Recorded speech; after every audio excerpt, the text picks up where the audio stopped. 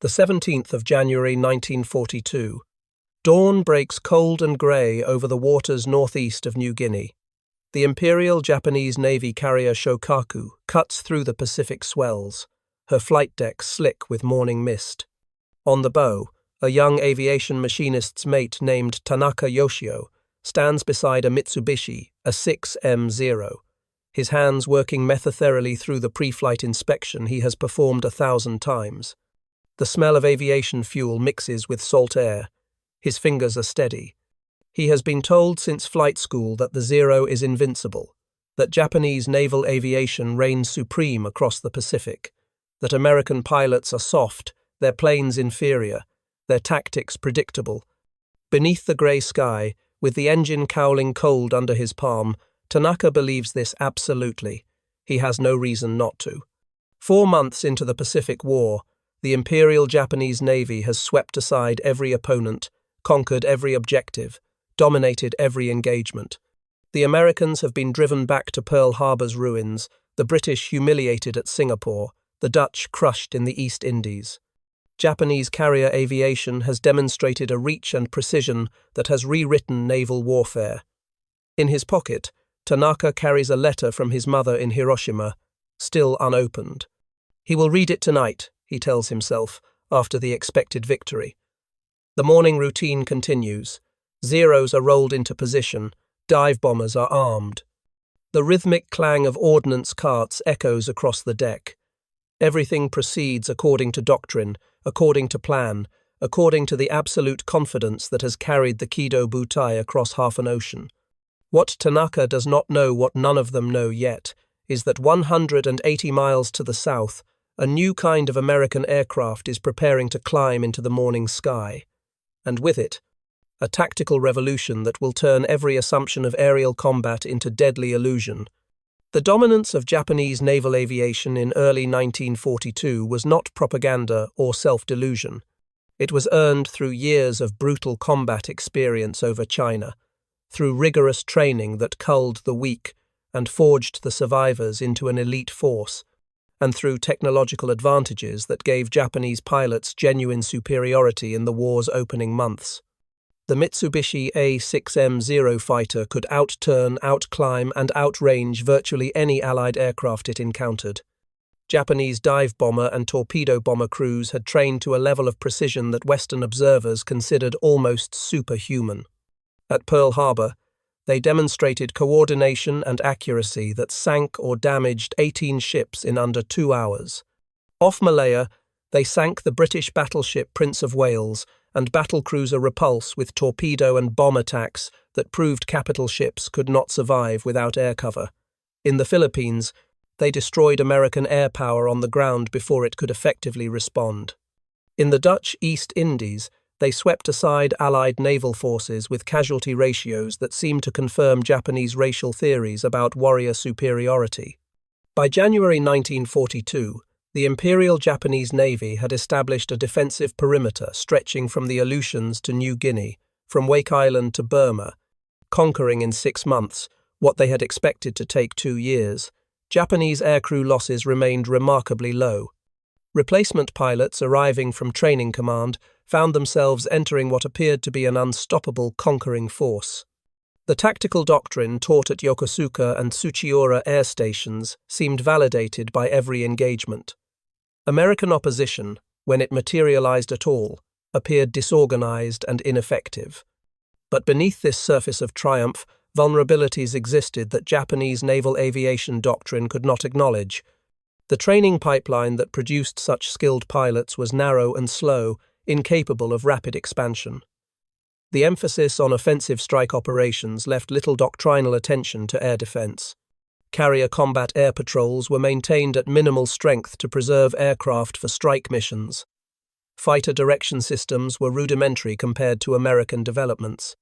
Radar installations on Japanese carriers were primitive or absent entirely. Most critically, Japanese aviation doctrine had developed in a context where they possessed the initiative, where they chose when and where to strike, where enemy opposition could be overwhelmed through superior skill and coordination. The concept of sustained defensive operations against an enemy with material superiority had never been seriously contemplated, because such a scenario contradicted the fundamental premises of Japanese strategic planning. The war was supposed to end with a negotiated peace after initial Japanese victories made further American resistance too costly. Japanese industry was not configured for a long war of attrition. Aircraft production in 1941 totaled approximately 5,000 planes, respectable for a regional power, catastrophically insufficient for sustained combat against American industrial capacity. Pilot training took 2 years to produce fleet-ready aviators, a pipeline impossible to accelerate without devastating quality decline. These structural weaknesses remained hidden behind the blaze of early victories, but they existed, waiting like stress fractures in steel. The aircraft that would exploit these fractures was born not from tactical innovation, but from desperation and bureaucratic accident. The Douglas SBD Dauntless dive bomber entered service in 1940 as a replacement for earlier scout and light bomber designs. It was not particularly fast. Maximum speed of 255 miles per hour made it slower than the Zero by 100 miles per hour. It was not particularly maneuverable. The heavy airframe and fixed landing gear created significant drag. It was not glamorous. Pilots called it slow but deadly, with more resignation than pride. What it possessed, however, was structural strength that bordered on the excessive. The airframe could withstand dive angles up to 70 degrees, could pull out of dives with G-forces that would tear apart lighter designs, could absorb combat damage, and continue flying. It carried a substantial bomb load, 1,000 pounds under the fuselage, plus smaller bombs under the wings, and it possessed dive brakes that allowed precise control during near-vertical attacks. The Norden bombsight derivatives installed in SBDs gave crews the ability to place ordnance with remarkable accuracy. Equally important, though less celebrated, was its range. The SBD could operate at distances that matched or exceeded Japanese carrier aircraft, giving American carriers tactical flexibility in choosing engagement ranges. In mock combat exercises before the war, SBD crews had discovered something that challenged conventional wisdom about dive bomber vulnerability. When pressed by fighters, when unable to escape through speed, a well-flown SBD diving at maximum angle became extraordinarily difficult to hit. The near-vertical dive created a constantly changing three-dimensional problem for pursuing fighters. Deflection angles shifted radically, closure rates became extreme. The SBD's structural strength allowed it to maintain the dive far longer than opponents expected, pulling out at altitudes that seemed suicidal. Fighters attempting to follow often found themselves overshooting, unable to match the SBD's dive angle without losing control or structural failure. On American carriers across the Pacific in early 1942, SBD crews were learning to weaponize this defensive maneuver. At Coral Sea in May, at Midway in June, the tactic would prove devastatingly effective. But the conceptual seeds were planted earlier, in the scattered engagements following Pearl Harbor, when American dive bomber crews found themselves hunted by the vaunted Zeros, and discovered that survival sometimes lay not in evasion, but in embracing the vertical dimension with absolute commitment. What resulted was not merely a maneuver, but a psychological weapon. The image of an American dive bomber entering a near 90-degree dive, plunging toward the ocean at terminal velocity, became something that violated the experiential framework Japanese fighter pilots had constructed through years of aerial combat. It appeared to be suicide. Every tactical instinct, every hour of training, every principle of aerial combat doctrine said that no pilot would deliberately enter an uncontrolled vertical dive at combat altitude, that structural failure or impact was certain, that this was desperation, not tactics. Yet American crews did it repeatedly, and they pulled out, and they escaped, and Japanese fighters following them discovered that their own aircraft could not match the maneuver without catastrophic results. Tanaka's carrier would not encounter American dive bombers on that January morning in 1942. The engagement would come later, in battles whose names would be written in fire across the Pacific. But across the American carrier fleet, in ready rooms and on flight decks, the tactics were being refined. Lieutenant Commander Wade McCluskey, who would lead the dive bomber strike that devastated the Japanese carrier fleet at Midway, was drilling his squadrons in dive angles that pushed engineering specifications to their limits. Ensign George Gay, who would survive the slaughter of Torpedo Squadron 8 only to witness the dive bomber attack that avenged them, was learning to handle his TBD Devastator in ways the design manual never anticipated. On Enterprise and Yorktown and Lexington, crew chiefs were reinforcing airframe attachment points, strengthening wing spars, recalibrating dive brakes.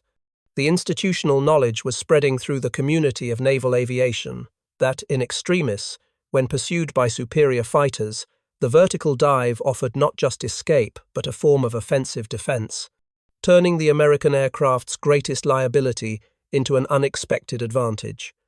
The first confirmed instance of a Japanese fighter pilot expressing terror at American dive bomber tactics came from after-action reports following the Battle of Coral Sea on May 7 and 8, 1942. Japanese fighter ace Saburo Sakai, flying from carrier Zuikaku, recorded in his combat journal an encounter with American SBDs that violated his understanding of aerial combat. Sakai had shot down more than 20 Allied aircraft by that point in the war. He had never encountered an opponent he considered superior. His Zero could outturn anything the Americans flew. His gunnery was precise. His tactical instincts had been honed over years of combat. But the American dive bombers, when cornered, when his guns were tracking toward a certain kill, would suddenly roll inverted and enter dives so steep they appeared vertical. Sakai initially assumed these were death spirals, damaged aircraft going down. He followed the first one, intending to confirm the kill, and found himself unable to maintain position. His Zero, stressed beyond safe limits, began to shudder. The dive angle exceeded what his aircraft could sustain. He pulled out at 3,000 feet, looking back to see where the American had crashed. The SBD was still flying, skimming the wave tops, heading back toward its carrier. Sakai's report described the experience with unusual emotion for a combat veteran. The Americans, he wrote, flew like men who did not fear death, or perhaps like men who understood something about their machines that made what appeared to be suicide into survivable tactics. This was not an isolated incident. As American carrier task forces began offensive operations in the spring and summer of 1942, Japanese fighter pilots encountered the phenomenon repeatedly. At Midway, Zero pilot Shigematsu Yasuhiro recorded pursuing an SBD away from the burning carrier Akagi. The American rear gunner had wounded Yasuhiro's wingman, and Yasuhiro closed for revenge. The SBD's pilot saw him coming. Instead of attempting evasive turns, instead of staying low where the Zero's superior speed would quickly close the gap, the American climbed to 3,000 feet and then rolled into a dive that Yasuhiro later described as perpendicular to the ocean. Yasuhiro followed, his fighter's superior speed giving him initial closure advantage. But as the altimeter unwound 2,000 feet, 1,000 feet, 500 feet, Yasuhiro's aircraft began to vibrate violently. The dive angle was too steep, the airspeed too high. He could see the American still ahead, still in control, still diving. At 200 feet, Yasuhiro pulled out, his vision graying from G-forces, his aircraft groaning. The American pulled out moments later, impossibly low, and disappeared into a cloud bank. Yasuhiro flew back to his carrier shaken. In the ready room afterward, other pilots shared similar experiences. One described it as fighting ghosts. Another said the Americans had built aircraft specifically designed to make Japanese fighters follow them to death. The psychological impact of this tactic operated on multiple levels. At the immediate tactical level, it denied Japanese fighter pilots the easy kills they had come to expect against American bombers. Pre-war doctrine assumed dive bombers were vulnerable once separated from fighter escort, that their slow speed and limited maneuverability made them relatively simple targets. The vertical dive tactic invalidated this assumption, forcing Japanese fighters to either break off pursuit or follow into an aerodynamic regime where the SBD's structural advantages became lethal. At a deeper level, It challenged the narrative of Japanese technical and tactical superiority that undergirded morale throughout the fleet. Japanese pilots had been taught that American aviators were soft, that they lacked fighting spirit, that they would flee when pressed. The image of an American crew deliberately entering what appeared to be a death dive rather than surrender created cognitive dissonance. It suggested a form of fatalism or courage that contradicted the racial and cultural stereotypes Japanese military culture promoted. If Americans were willing to die rather than be captured, if they possessed tactical innovations that negated Japanese advantages, what did that mean for the war's trajectory? These questions did not emerge consciously in most Japanese pilots' minds. During 1942, the string of victories continued. The war seemed winnable, but doubt's seeds were planted. The symbolism of the vertical dive extended beyond tactics into metaphor. In Japanese military culture, the banzai charge, the kamikaze spirit, the willingness to die for emperor and nation, were celebrated as uniquely Japanese virtues that gave the imperial military supernatural strength. The idea that Americans' materialistic, individualistic, racially mongrel Americans might possess their own version of fatalistic courage was philosophically disturbing. Yet here were American pilots deliberately entering maneuvers that seemed suicidal, trusting in their machines and their skills, with the same absolute commitment Japanese pilots brought to their missions. The dive became a symbol of American industrial philosophy applied to aerial combat. Japan built aircraft for maneuverability and range, accepting fragility as necessary trade-off. America built aircraft for strength and firepower, accepting weight penalties. When pushed to extremes, when doctrine failed and survival demanded improvisation, these design philosophies produced different tactical possibilities. The SBD could survive the vertical dive because American engineers had overbuilt it, because factory workers in El Segundo had riveted structural members to specifications that exceeded nominal requirements, because the entire industrial culture valued robustness over elegance. Japanese aircraft were often more sophisticated, more efficient, more refined. American aircraft were brutish, excessive, redundant. In the vertical dive, American engineering excess became devastating tactical advantage. By mid-1942, Japanese naval aviation was beginning a decline it could never reverse. At Coral Sea, the carrier Shokaku was damaged, and Zuikaku lost most of its air group. At Midway, 4 fleet carriers Akagi, Kaga, Soru, and Hiryu were sunk with their entire complements of aircraft and most of their irreplaceable, experienced crews.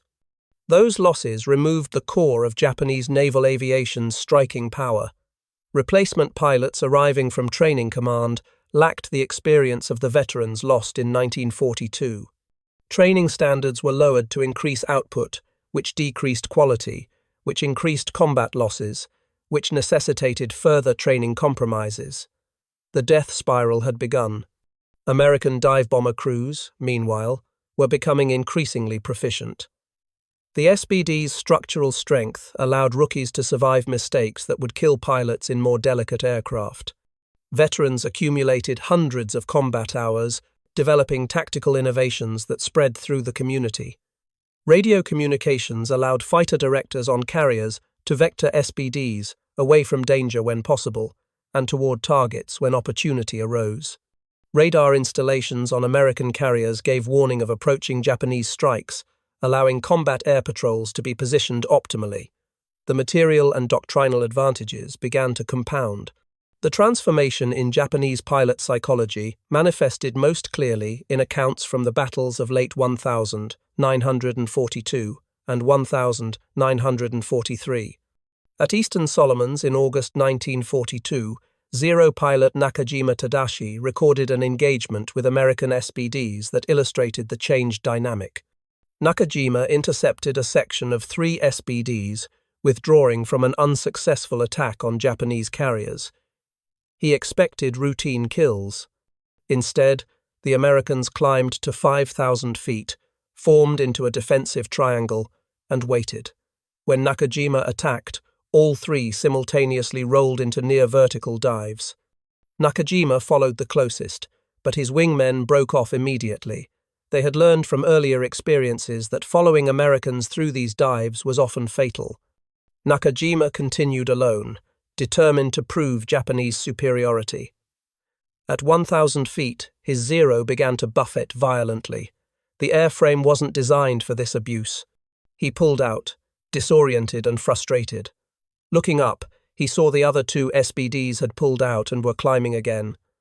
The third, the one he'd pursued, was gone, either crashed or escaped. Nakajima flew back to his carrier, having expended ammunition and fuel for no confirmed kills. In his after-action report, he noted bitterly that American tactics had become cowardly but effective. The word choice revealed the psychological tension. Calling the tactic cowardly preserved the narrative of Japanese moral superiority, but acknowledging effectiveness conceded the practical outcome.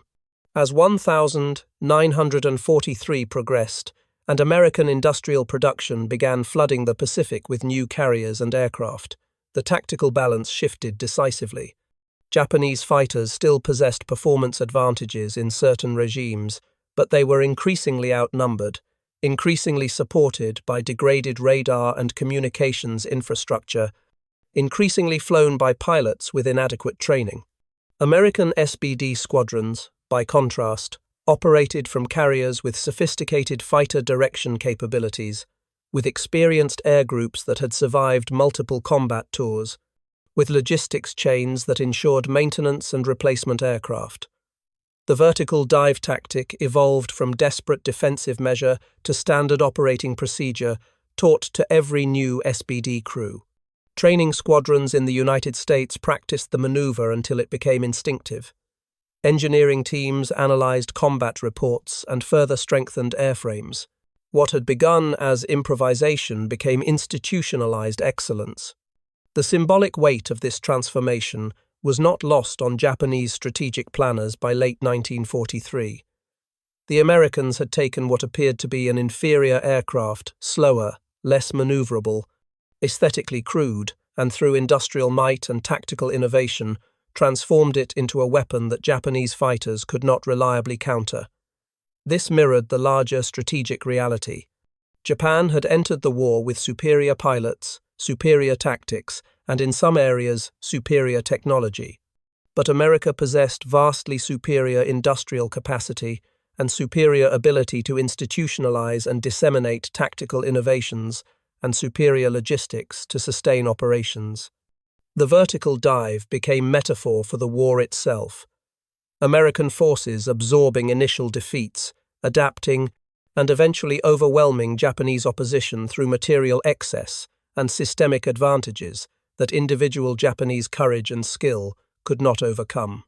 For the Japanese airmen who survived the war's middle years, the memory of American dive bombers entering those impossible near-vertical dives remained psychologically scarring. Post-war interviews conducted by American military historians recorded numerous accounts of Japanese pilots describing the specific terror of pursuing an SBD into a dive and realizing too late that their own aircraft could not sustain the maneuver, that they were seconds from structural failure or loss of control, that the American crew had turned the Japanese fighters' superior speed into a liability. Several veterans described recurring nightmares of following American aircraft into dives that never ended, the ocean rising up, the aircraft shaking apart, the realization that they had been trapped by an opponent they had dismissed as inferior. These accounts reveal the psychological dimension of technological warfare. Courage and skill matter enormously in combat, but when weaponry and tactics favor one side, individual excellence cannot compensate indefinitely. Japanese pilots in 1942 were among the finest aviators in the world. By 1944, most were dead, killed not primarily by superior American skill, but by cumulative material advantages that made survival increasingly impossible, regardless of individual capability. The SBD Dauntless itself became an object of grudging respect among Japanese aviators. Post-war technical examinations of captured American aircraft revealed design details that Japanese engineers found fascinating and troubling. The structural redundancy, The multiple hydraulic systems, the armored crew positions, the self-sealing fuel tanks all represented design philosophy, fundamentally different from Japanese approaches.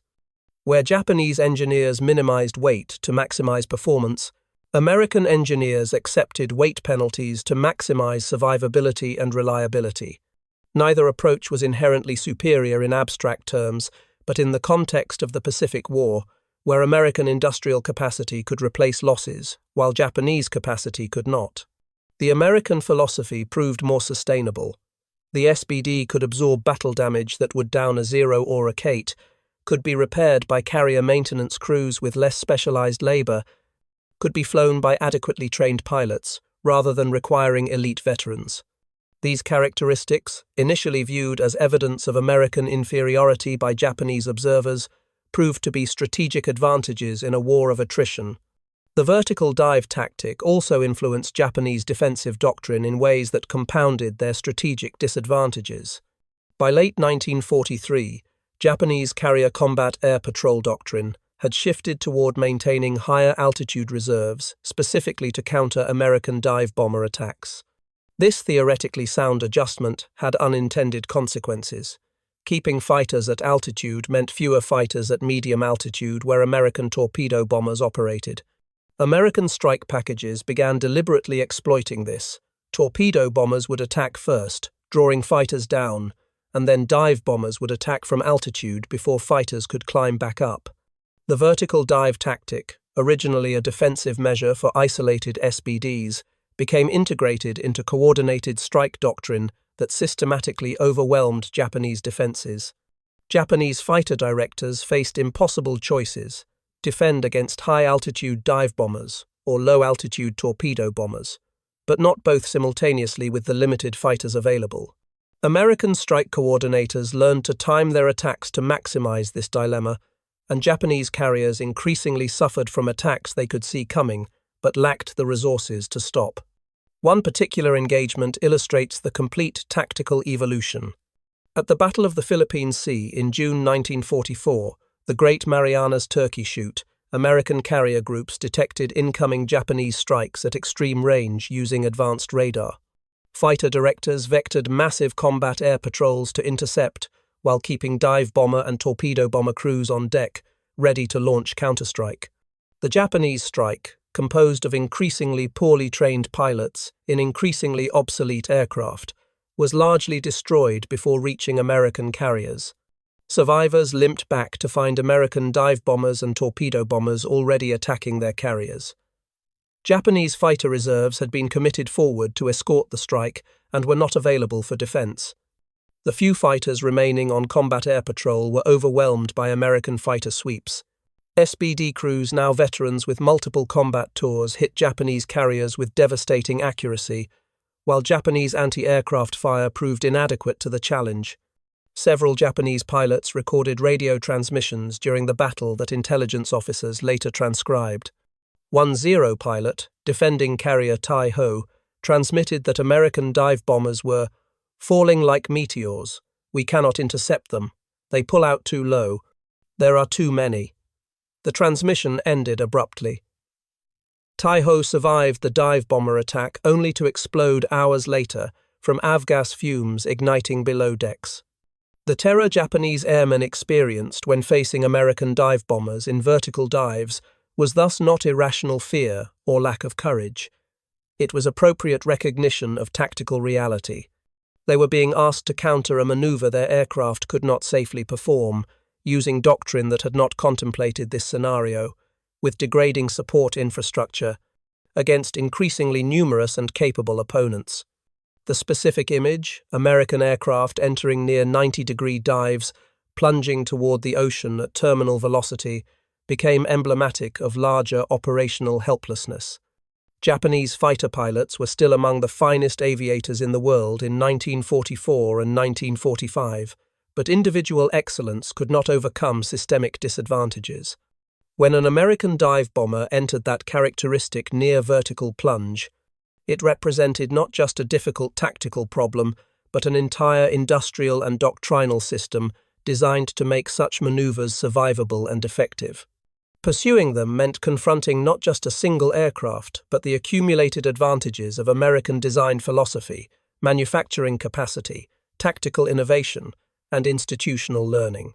By 1945, the SBD Dauntless was being phased out in favor of the more modern SB-2C Helldiver, but its legacy remained. American naval aviators had learned that apparent limitations could be transformed into advantages through creativity and courage.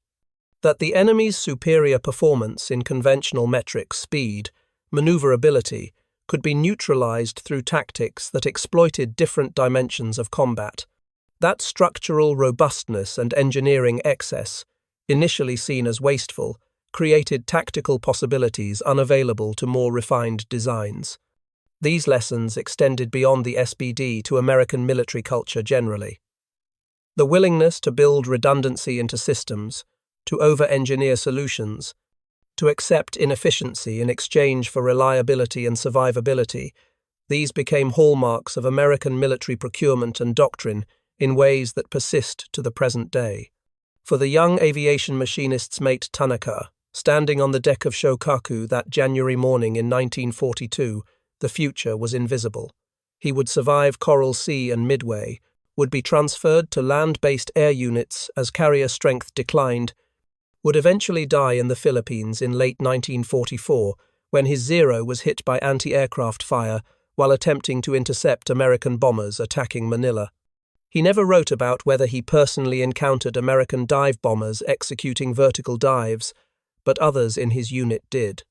They spoke about it in the ready rooms, in the maintenance areas, in letters home that Navy censors sometimes allowed to pass. The Americans had aircraft that could fall from the sky like stones and survive. The Americans had pilots who would dive toward death rather than accept being shot down. The Americans had engineering that made impossible maneuvers routine. These observations accumulated in the collective consciousness of Japanese naval aviation as the war ground on, as losses mounted, as the experienced veterans disappeared one by one, and replacements fresh from abbreviated training took their places. The terror was real because it was rational. When an SBD rolled inverted and dove vertically, it announced that American industrial capacity had created machines that could survive abuse Japanese aircraft could not, that American tactical doctrine had evolved to exploit this advantage, that individual Japanese excellence was insufficient to counter systemic American strengths. For warriors trained to believe that spirit could overcome material, that Japanese cultural virtues ensured victory, that Bushido and determination mattered more than production statistics, the vertical dive became existential challenge to their worldview. How does one maintain morale when the enemy demonstrates advantages that courage cannot overcome? How does one continue fighting when tactical innovations render one's own training and doctrine obsolete? How does one explain increasing losses to comrades and to oneself when the explanation requires acknowledging uncomfortable truths about industrial capacity and strategic overreach? These questions did not surface explicitly during the war. Japanese military culture did not allow such doubt to be spoken aloud. But in private journals, in letters home, in post-war memoirs, the evidence accumulates. The American dive bombers that could plunge vertically and escape were not just tactical problems, but symbols of a war being lost, of advantages squandered, of industrial realities that made ultimate defeat inevitable. Once initial surprise, victories could not force negotiated peace. The terror Japanese fighter pilots felt when watching an SBD enter its dive was thus multi-layered immediate tactical concern about following safely, broader recognition of American material advantages, and perhaps inchoate awareness that this single maneuver represented everything wrong with Japan's strategic position. In the end, the vertical dive stood as testament to competing philosophies of warfare. Japan built aircraft for elite pilots to achieve decisive tactical victories through superior skill and determination. America built aircraft for adequately trained pilots to achieve strategic victory through overwhelming material advantage and systematic tactical evolution. Neither approach was morally superior. Both killed efficiently.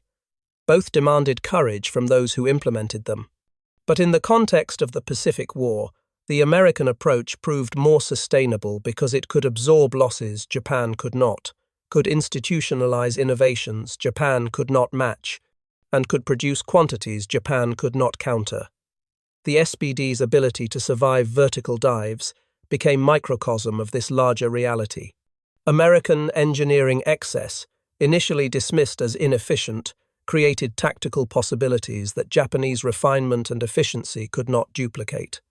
The image of an American crew diving their heavy bomber nearly straight down, trusting absolutely in their machine and their skills, pulling out impossibly low and escaping that image, haunted Japanese fighter pilots, because it was everything their doctrine said should not work, but which worked anyway, repeatedly, devastatingly, until the question was no longer whether American tactics were effective, but whether Japanese tactics could ever counter them.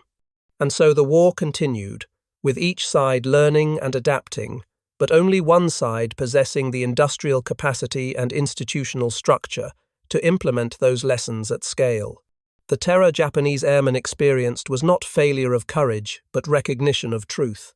When that SBD rolled inverted and dove toward the ocean, it carried with it the weight of American steel mills and aircraft factories, of training programs that graduated thousands of pilots monthly, of logistics chains that supplied remote Pacific atolls with more ordnance than Japan produced annually, of an industrial democracy at war that could absorb early defeats and emerge stronger precisely because it built excess into every system, redundancy into every design, and tactical flexibility into every doctrine. The vertical dive was not just aerodynamic maneuver, but industrial philosophy made kinetic, and for the Japanese pilots who witnessed it and survived, it announced more clearly than any intelligence report or strategic assessment that the war they thought they could win was already being lost in the factories of California and the training fields of Texas, one over-engineered dive bomber at a time, falling from the sky like judgment, pulling out at the last impossible moment, and flying home to rearm and return again tomorrow.